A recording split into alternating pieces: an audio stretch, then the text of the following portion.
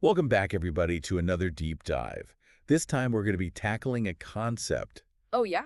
that sounds like it's straight out of science fiction, Right. quantum Russian. Yeah. But before everyone runs away thinking that they need a physics degree, Uh-huh. don't worry. Yeah, nope. You don't need a physics degree to follow along. Absolutely not. We're going to break down this Quantum noise. quantum noise, as it's known in English, Mm. in a way that makes sense even if you've never even thought about quantum physics. Yeah, I think this is going to be a really accessible deep dive for everybody, Yeah. even if you've never heard these terms before. So why should you care about quantum noise? Well, Well, it's kind of a big deal. yeah, it is a big deal. Yeah. Whether you're fascinated by quantum computers or intrigued by the idea of unhackable communication, Right.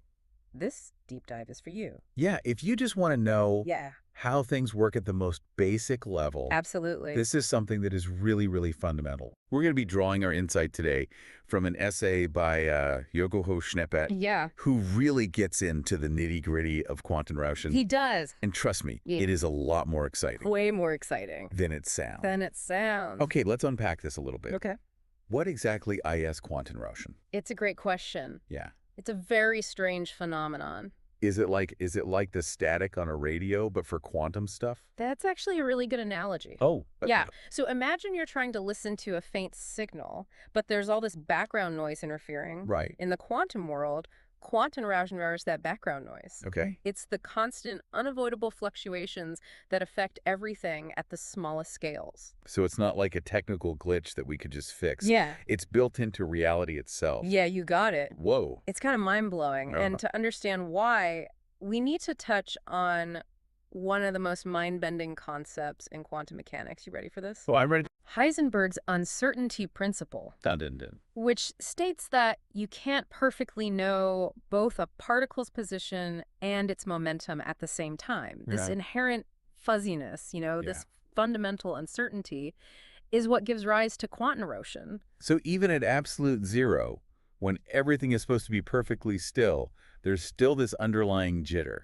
That is exactly what Schneppet is saying. Wow. It's as though the atoms themselves are always doing a tiny random dance.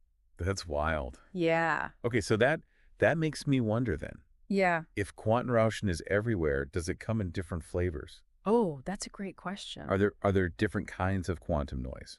There are. Are some louder than others? That's a great way to think about it, yeah. Okay. Yeah, there are different types of quantum Rauschen, Okay. each with its own characteristics and impact. Right. And one of the most common types is thermal quantum Rauschen, which is directly related to temperature. The warmer things are, the more this type of noise kicks in. So it's like a quantum version of like things getting more chaotic as they heat up, Yeah. like a party getting a little too wild. Uh-huh. I like that analogy. Yeah. That's a good one. Mm. Then there's shot noise, Okay. which is a result of the chunkiness of the quantum world. Okay. Instead of smooth, continuous streams, things like light and electricity are actually made up of individual particles arriving one by one. Okay. I'm trying to picture this. Yeah. So instead of a steady flow of water, Yeah. it's more like a series of individual raindrops. Yes. Each one a distinct event. Exactly. Okay. Yeah. Think of the sound of popcorn popping. Okay. Each kernel pops at its own time, creating a distinct, irregular pattern Yeah. that's shot noise in action, Right. caused by the discrete nature of those quantum particles. Fascinating. It is, isn't it? So we've got heat-driven noise. Yes. We've got chunky particle noise. Yeah. What other types of quantum Rauschen should we be aware of? Well, we've got a couple more Okay. that we should talk about. In addition to thermal and shot noise, there's phase noise and amplitude noise. Okay. And these affect the waves that describe quantum phenomena, leading to unpredictable fluctuations in their timing, which is the phase, and their intensity, which is the amplitude. So if thermal and shot noise are about the particles themselves, Right. these are more about the shape of the wave that those particles create. Yeah, that's a really good way to put it. Okay. Think about listening to music. Okay. If you have a lot of phase noise, it's like the timing of the notes is slightly off, making the music sound distorted. Right. Amplitude noise would be like the volume constantly fluctuating, Right. making it hard to hear the nuances. Okay. That's a much clearer picture. Yeah. So now that we have a better understanding of the different flavors of quantum Rauschen, Yeah. I'm curious about how all of this impacts like the development of actual quantum technologies. I Right. mean, it sounds like this noise could be a real wrench in the gears. You're absolutely right. And Yep. Schneppet really gets into this I in his essay. Okay. One of the areas where quantum Rauschen poses a huge challenge is in quantum computing. Right. Quantum computers, these super powerful machines that everyone is so excited about. Yeah, How exactly. does this noise mess with them? So quantum computers rely on these incredibly fragile quantum bits or qubits Right. to store and process information. Okay. Think of them as the quantum equivalent of the bits in your smartphone or your laptop. Right. But unlike regular bits, which are either a 0 or a 1, Right. qubits can be in a superposition, Right. meaning they can be both 0 and 1 at the same time. Right. That's what makes them so powerful. An Exactly. ability to be in multiple states at once. Exact. But I can see how Yeah. even a little bit of noise could really mess that up. A tiny amount of noise can completely disrupt the operation of a qubit. Oh, wow. Yeah, And that's what quantum Rauschen does. that's exactly what it does. Okay. It knocks these qubits out of their delicate superpositions, Right. causing errors in calculations. So it's like trying to balance a spinning coin on its edge, Yep. but someone keeps bumping the table. Yeah, perfect analogy. Yeah. This constant bombardment of noise is one of the biggest hurdles in building large-scale, reliable quantum computers. So what are researchers doing to combat this? Yeah, that's the big question. Are they just trying to build more stable qubits Well, that are less susceptible to noise? they are trying to do that, but it's not so simple. Okay. You see, the very nature of quantum mechanics makes qubits inherently sensitive to their environment. Right. So in addition to trying to build better qubits, Okay. researchers are also developing clever strategies to mitigate the effects of quantum Rauschen on the system as a whole. Okay. One way they're doing this is through cryogenics. Cryogenics, like freezing things. Exactly. What does that have to do with quantum noise? Well, it turns out that thermal quantum Rauschen, Right. the kind driven by heat, Right. is a major culprit in disrupting these delicate qubits. Okay.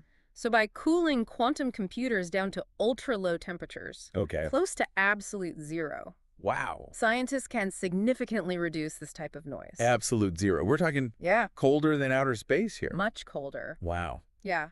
These cryogenic systems are essential for many quantum experiments, Right. creating a more stable and isolated environment for those finicky qubits. So it's like building a quantum computer in this super chilled Zen garden Ah, to protect it from the noise of the outside world. That's a great way to put it. Are there other strategies being used besides this deep freeze approach? Absolutely. Okay. Another fascinating area is the development of error correction codes specifically designed for quantum systems. Error correction, like those algorithms that fix corrupted files on my computer. It's a similar concept, Okay. but on a whole other level of complexity. These quantum error correction codes are designed to detect and correct errors introduced by quantum Rauschen. Okay.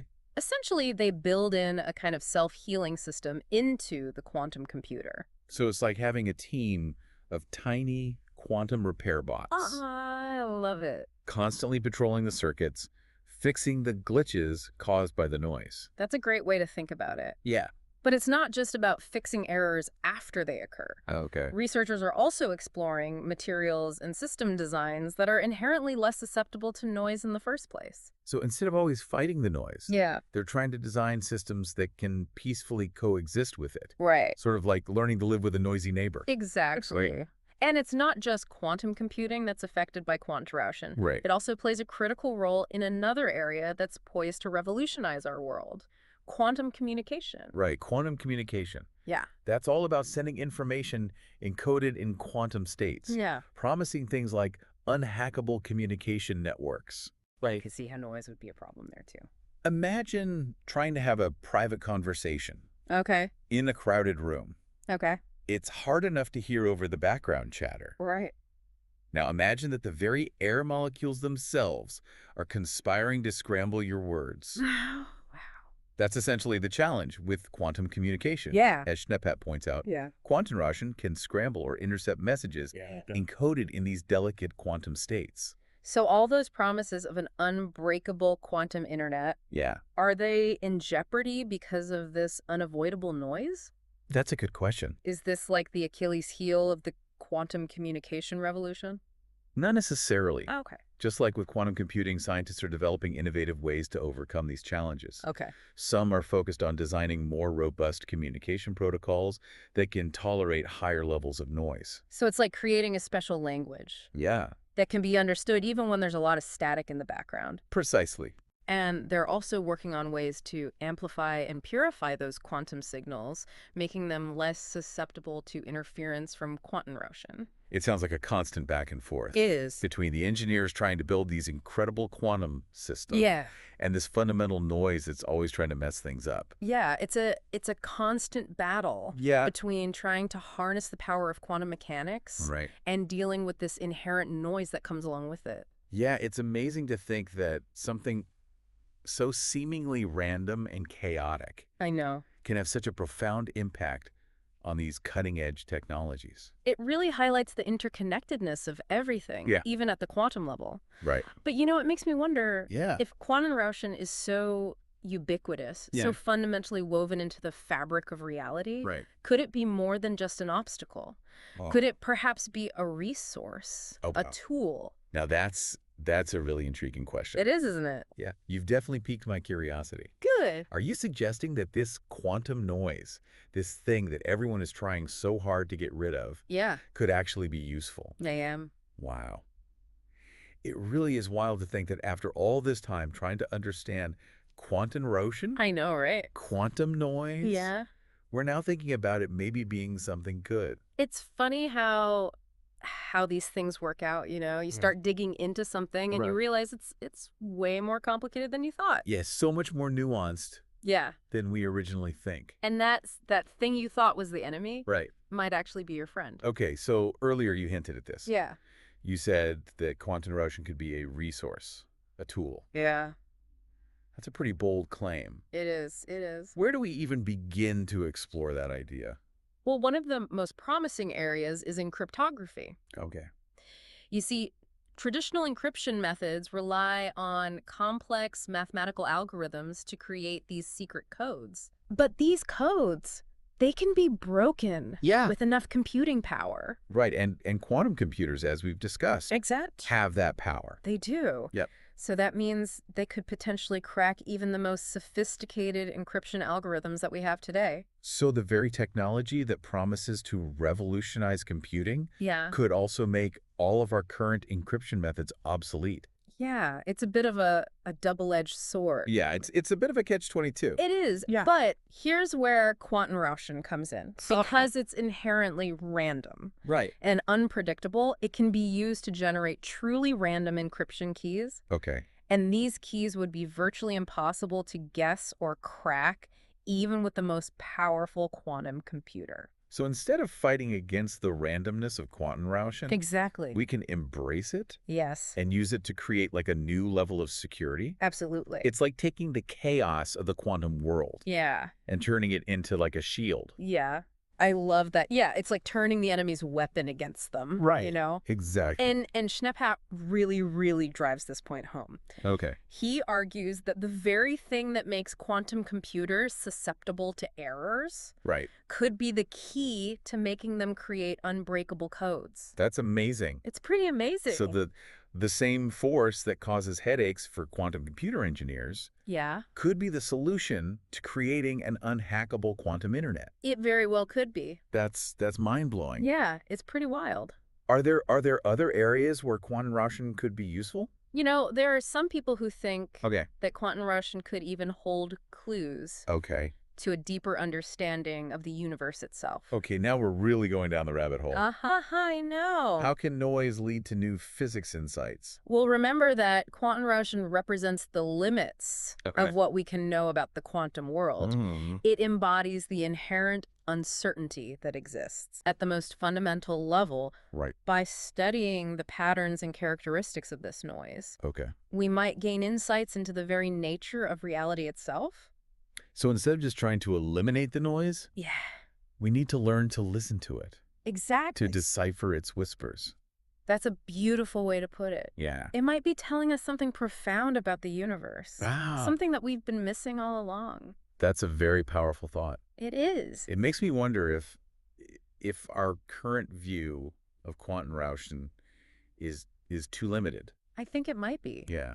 I think we're just starting to scratch the surface. Maybe instead of seeing it as a problem to be solved, Yeah, we should approach it with a sense of curiosity and wonder. absolutely. Who knows what secrets we might uncover if Exactly. we learn to embrace the noise? That's a great point. Well, on that note, I think we've reached the end of our deep dive Yeah, into the world of quantum motion. it's been a fascinating journey. I hope you've enjoyed this journey into the fascinating I know I have. and often mind-bending realm of quantum noise. Absolutely. And to our listener, Yeah. I hope this deep dive has sparked your curiosity and inspired you to keep exploring the mysteries of the quantum world. I hope so too. Until next time, keep asking questions, keep learning, and remember, sometimes the most profound discoveries Yeah. are hidden in the noise. Beautifully said.